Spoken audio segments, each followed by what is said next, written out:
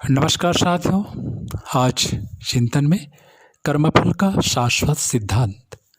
श्रीमद् भगवद गीता भगवान के मुख से निकला एक ऐसा दिव्य संदेश है जिसके प्रत्येक श्लोक में, प्रत्येक अध्याय में जीवन को समग्रता से जीने का संदेश प्रदान किया गया है। गीता में से निःसृत हुए अगणित दिव्य संदेशों में सर्वाधिक महत्व का संदेश कर्मफल सिद्धांत का एवं उसको ध्यान में रखकर निष्काम भाव से कर्म करने का संदेश है। कर्मफल का सिद्धांत ऐसा अविचल व शाश्वत है कि उसे मानने या न मानने वालों प्रत्येक को उसके अनुरूप परिणाम को प्राप्त करने के लिए तैयार रहना पड़ता है।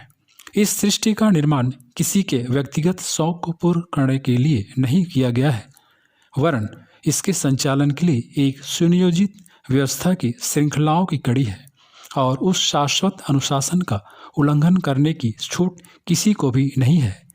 कर्मफल का सिद्धांत एक ऐसा ही सिद्धांत है जिसके अनुसार परिणाम पाने के लिए हर प्राणी को विवश होना पड़ता है।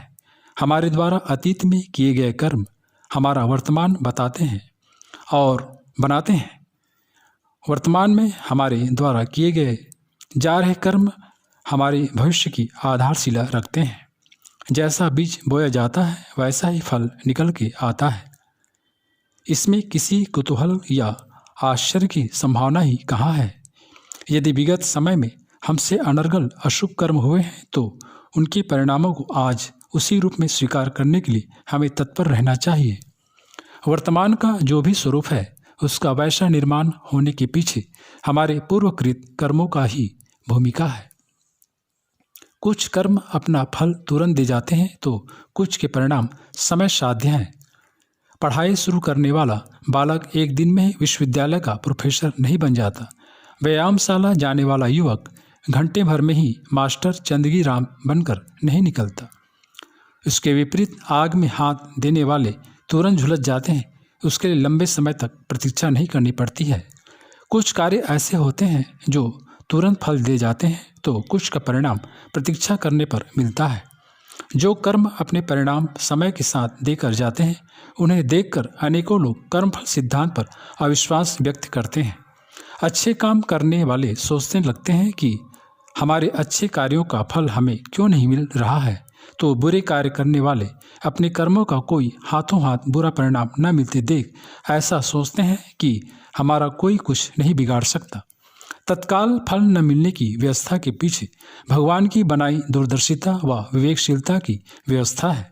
यदि असत्य बोलते ही मुंह फट जाता, चोरी करते ही हाथ कट जाते तो मनुष्य को आत्मप्रेरणा के आधार पर जीवन परिवर्तन का मौका ही नहीं मिलता और फिर बुरे ही कर्म क्यों, अच्छे कर्म करने का तत्कालीन लाभ मिलता तो सारा पुण्य मिनटों में खत्म हो जाता और शेष जीवन मात्र दंड भुगतने में जाता।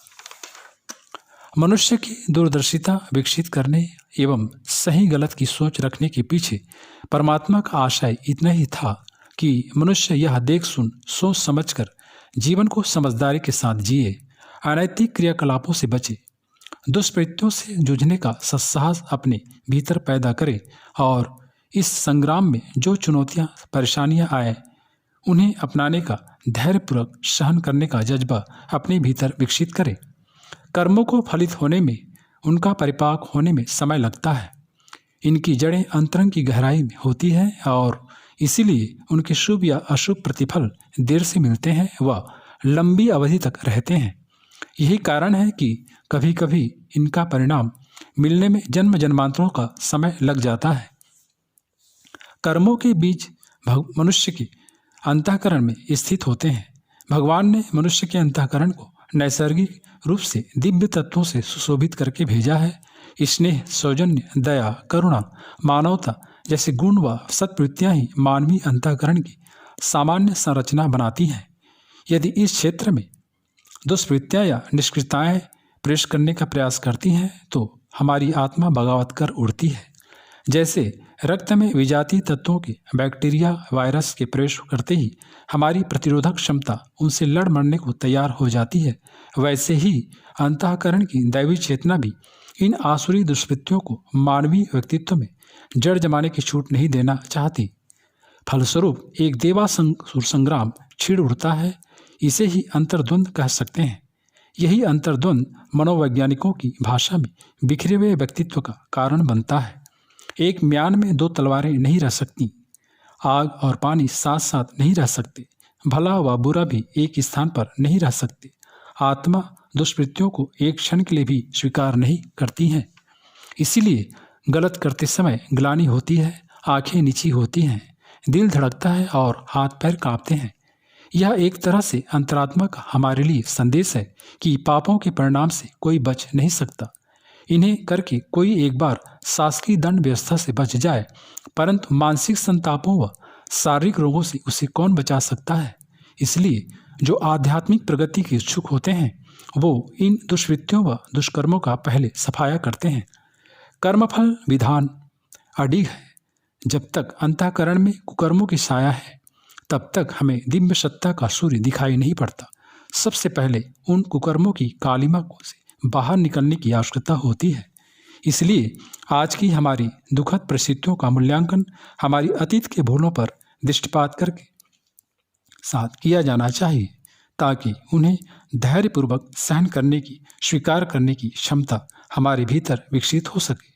साथियों, इसी प्रकार अच्छा घटित होने पर चने के झाड़ पर चढ़ जाने के बजाय पूर्वकृत शुभ कर्मों को धन्यवाद देते हुए जीवन में सदा अच्छा करने की सोचना चाहिए। इसी मार्ग पर पालन करने वाले जीवन के हर क्षेत्र में उन्नति व उत्कर्ष प्राप्तकर्ता बनते हैं।